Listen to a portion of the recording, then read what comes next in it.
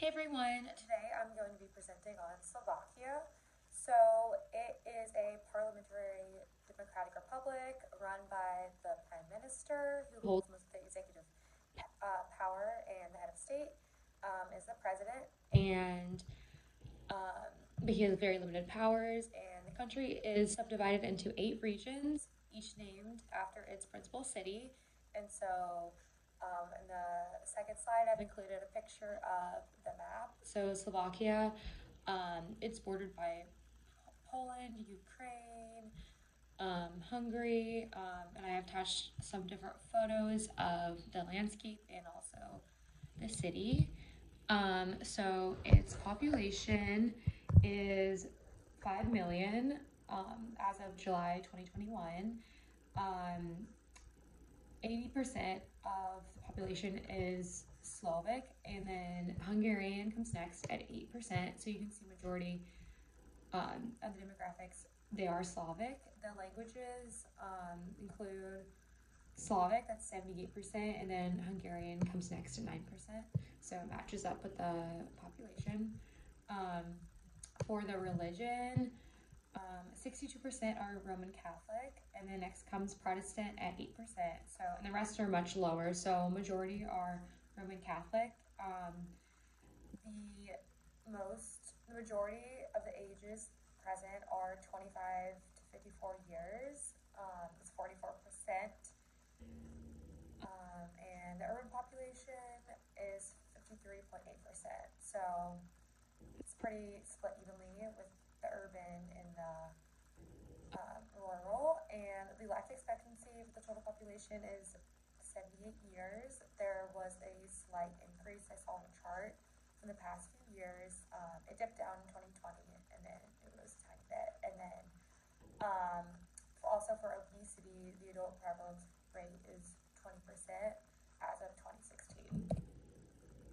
So some history about Slovenia. The first Slovaks to immigrate to America came in the 1680s. They were Roman Catholic missionaries, and they were at the Mexican border. A massive move to America then occurred next between 1890 to 1914. It was mostly men, and they moved in hopes to gain money so that they could go back home and buy land, because previously many people were serfs. Serfdom it existed before that time, before they became a republic. So many people didn't have money for land besides nobility. By 1910, about 230,000 people from the regions ended up moving from Yugoslavia to the United States. And in those areas, they moved to Pennsylvania, Illinois, Michigan, Ohio, Minnesota, Indiana, Colorado, and California. And as I said, they were mostly men, and so most of them worked in mines and industries, but rarely any returned back home. Although after World War I, there were several that returned, but then most of the immigrants that went back to Yugoslavia, at that time it's called Yugoslavia, they couldn't find work. So between 1919 to 1924, there were 2,000 people that returned to the United States, and then between 1920 and 1938, 70,000 people from Yugoslavia came to the U.S. And that was when the majority of women and children came. And then there was another large move between 1950 and 1989. Approximately 73,000 people immigrated to the U.S., and many were fleeing from communism. So the goal of transforming Yugoslavia's major ethnic regions into separate independent republics became very popular during the mid-1980s. And so Yugoslavia broke apart during the early 90s, and there were many bloody civil wars. And that's another reason why people fled the United States, and also hence why Yugoslavia was dissolved and it is now known as Slovakia. So the religion, I already covered that briefly. I have a chart here. 62% of the population is Roman Catholic. Next, on this chart, 11% is other or unknown. actually next would be 13%. That was non-religious. So that was in 2011. I read that in the recent years, atheism has increased. And so, more about religion. The churches in Slovakia and the population's religious ties made it hard for communist leaders to take over Slovakia. People were very rooted in their faith. Many festivals in Slovakia are hosted by a religious organization, usually Catholic, usually lots of Catholic holidays. And special foods are cooked on different religious holidays. For example, on Christmas Eve, the meal is meatless, and on Christmas, a roasted goose is served with sausage. Sausage is served on many other religious holidays, and they often toast with alcoholic drinks as well. And so moving into the major celebrations, I provided a list.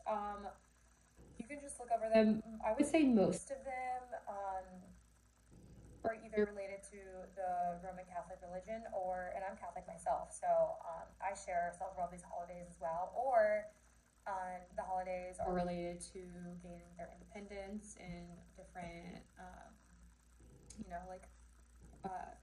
moments in history that they celebrate as holidays. And then I also attached a photo of the traditional Slavic clothing in a photo. And then I attached some more photos. On the left, I have 2 photos of Christmas being celebrated in Slovenia. I have a picture of the day of Slavic uprising. That's a holiday. I attached a picture of the day of liberation from fascism. I included a picture of Epiphany. I celebrate it as well as a Catholic. And then St. Cyril and St. Methodius. And that is a day they also celebrate. And found out that's because they are the founders of Slavic writing. So traditional foods, I don't know how to pronounce this one, but Slovakia's national dish. It is little dumplings made from grated potato, flour, and egg. The little dumplings are boiled and then smothered in a special sheep's cheese and topped with bacon bits and drippings. And then another traditional food is potato pancakes with flour and garlic fried in oil. I also can't pronounce that name. Also, fried cheese and sheep cheese are very traditional. A potato pancake, and then chicken noodle soup, sauerkraut soup, and bean soup are also popular. And the culture of the food is heavy. Lots of potatoes, meat, sheep cheese, and dumplings make the basis of many dishes, and often accompanied by cabbage or sauerkraut, which is sour and salty depending on how it's been cooked, and pastries are also common. The most popular meats are pork, beef, and chicken. Also a smoked sausage with game meats like boar, rabbit, and venison. And the majority of this food is based off of what was available to farmers and villages with limited imports a long time ago. And so a sample menu I included was the potica bread. That is bread that I made for this project that I'll later show you how we made it. And then lunch was the traditional Slavic lunch that I had just mentioned. I have a photo attached on the left of it. And then I have a picture attached on the slide before. And then for dinner, it was Slavic goulash, and I have a picture attached on this slide of the sample menu. It's actually a traditional Hungarian dish, but it's become very common for Slavic meals, and it's a meat stew made with beef or game meat and a dark red sauce with heavy doses of paprika, and traditionally served with Middle East dumplings. And then for the dessert of the sample menu, it is steamed yeast dumplings filled with jam, sweetened poppy seeds, and cheese or chocolate, and I have a photo attached to that as well. All sounds super yummy. So, moving into some common health issues, the most frequent diseases include cardiovascular diseases and diabetes, followed by chronic obstructive pulmonary disease, bronchial asthma, psychiatric diseases, injuries, infectious diseases, and cancer. And 22% of the population suffers from those diseases. The life expectancy in Slovakia is among the lowest in Europe. I wanted to note that, and behavioral and environmental risk factors contribute to nearly half the deaths. 4 years below the European average for life expectancy, and it remains among the largest status of disparities as well. And it also has the highest cancer mortality rate in Europe. Moving along, alcohol consumption is comparable to the European average. Obesity rates among adults and adolescents are on the rise and higher than the European average due to poor nutritional habits and limited levels of physical activity. Slovakia also spends less than half of the average of on health for European countries, and it has the highest mortality rates from preventable and treatable causes in Europe. And like I said, cardiovascular disease remains the leading cause of death. And then I listed a few preventive health programs that do exist. So there is help within, but it is obviously a very significant issue with cardiovascular disease in Slovakia. So some tips I included for RDNs, I would suggest to recommend the MyPlate method to just begin to teach Slovaks on how to create a balanced meal. As I explained, their typical food patterns, it doesn't seem like there was many vegetables at all. So I think the MyPlate would be a great way to start to just get vegetables and fruits included in their meals. And then I would also recommend the DASH diet. And some more tips for RDNs.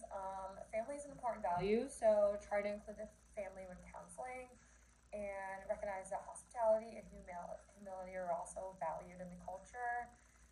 Slovak's communication style is direct, but ensure that information is given in a sensitive manner and body language is used. So eye contact is considered polite and it means you're being sincere, but touching is not seen as normal. In fact, my fiance's grandmother, her family who's Slavic, she said that her mother never hugged her. So I think they're pretty big on not having physical touch. And then the culture is rooted in folk tradition, and it reflects music, dance, and architecture, and there are many Roman Catholic roots. And next I have listed my references